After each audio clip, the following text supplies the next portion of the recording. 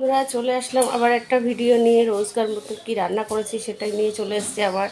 তো তোমরা সবাই কেমন আছো? আশা করি ভালো আছো, আর আমিও ভালো আছি। তো চলো কি রান্না করেছি বন্ধুরা দেখাই দেখাই কি রান্না করেছি।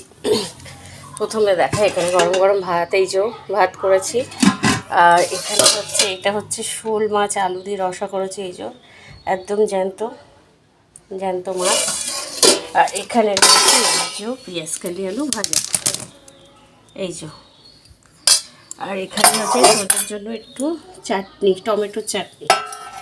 ও ভালো খায়, তোজোর চাটনি খেতে খুব ভালোবাসে বন্ধুরা, এই যে। তো এই আজকে রান্না করেছি, আর কিছু করিনি বেশি কিছু, এই যে।